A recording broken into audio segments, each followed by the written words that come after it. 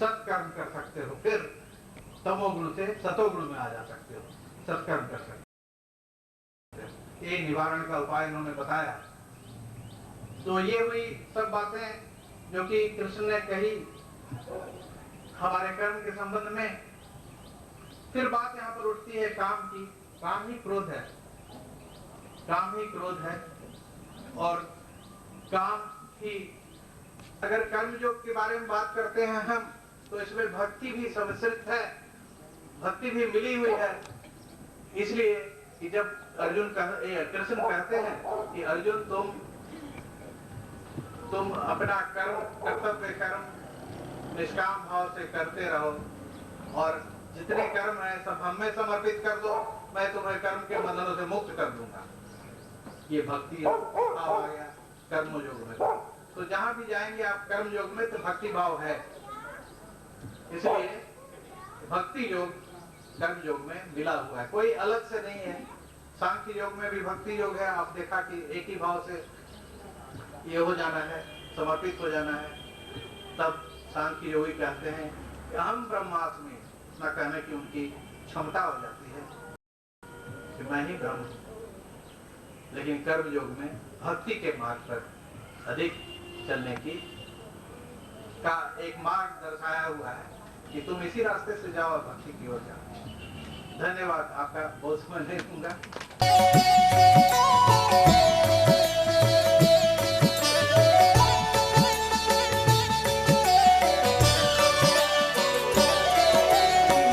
गणनायक नमः नमः, गणपति देवा गजाननम, शोक विनाशक कारकम, तुम्हें नमामि उमासुतम। हे गणनायक नमः नमः, गणपति देवा गजाननम, शोक विनाशक कारकम, तुम्हें नमामि उमासुतम।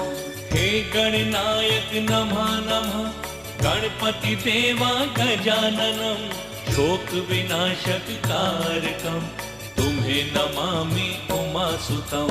हे गणनायक नमः नमः, गणपति देवा गजाननम, शोक विनाशक कारकम, तुम्हें नमामि उमासुतम।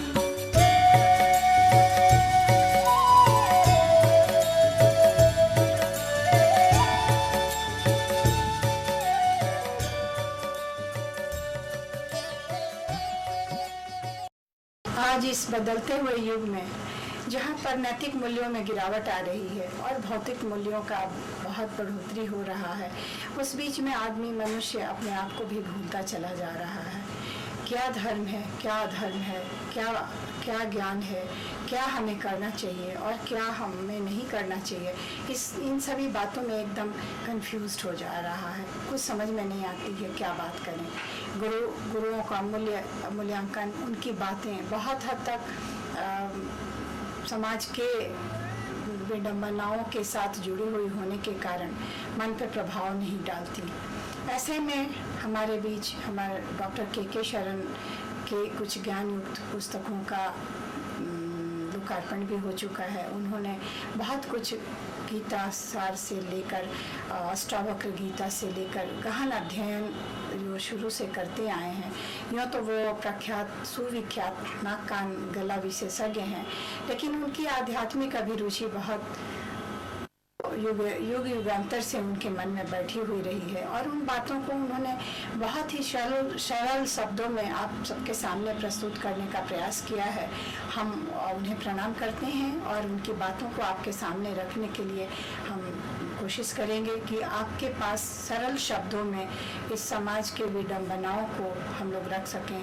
कर्मयोग, कर्म क्या है, गीता क्या है, ज्ञान क्या है, मोक्ष क्या है, धर्म क्या है, अधर्म क्या है, इन बातों पर वो सही शब्दों में, सही सरल शब्दों में आपके सामने प्रस्तुत करेंगे।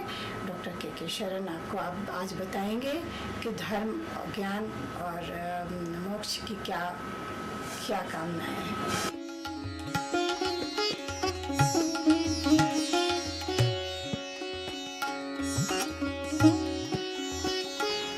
धर्म के संबंध में आज रामनवमी का दिन है। आज धर्म की चर्चा होगी और इसी संबंध में मैं ब्रह्म के संबंध ब्रह्म क्या है, इस प्रश्न का उत्तर कृष्ण से पूछा था अर्जुन ने। गीता के 8वें अध्याय में पहला प्रश्न जो पूछा वो ये था कि ब्रह्म क्या है। तो कृष्ण ने कहा कि परम अक्षर ही ब्रह्म है। परम अक्षर का अर्थ होता है कि परम का मतलब है सुंदरतम, एवं अक्षर का मतलब होता है अविनाशी। वह जो परम सुंदर है और अविनाशी है वही तो ब्रह्म है। तो ब्रह्म के संबंध में जान करके हमें वहाँ तक पहुँचने का जो रास्ता है उसको जानना होगा, क्योंकि धर्म ही मार्ग है पहुँचने का ब्रह्म तक। तो सत्य की अनुभूति को ही धर्म कहते हैं। दूसरे शब्दों में जीवन जीने की शैली ऐसी हो जिसमें कि परमात्मा की अभिप्सा हो, पाने की अभिप्सा हो, खोज की लालसा हो और उसके प्रति श्रद्धा हो। इस तरह की बात होने से तब मतलब उठता है कि ये धर्म है। तो धर्म के संबंध में बहुत सी भ्रांतियां हैं लोगों के मन में, इसे मैं स्पष्ट करना चाहता हूँ आज। अगर आप लोग ध्यान दें तो मैं चाहता हूँ ये बताना कि धर्म वो नहीं है जो हम सोचते हैं। हिंदू धर्म, मुस्लिम धर्म, क्रिस्तान धर्म, बौद्ध धर्म, जैन धर्म, ये सब अलग अलग संप्रदाय हैं, रास्ते हैं पहुँचने के उस पहाड़ तक जहाँ की वो सच्चाई का जो निहित है उसके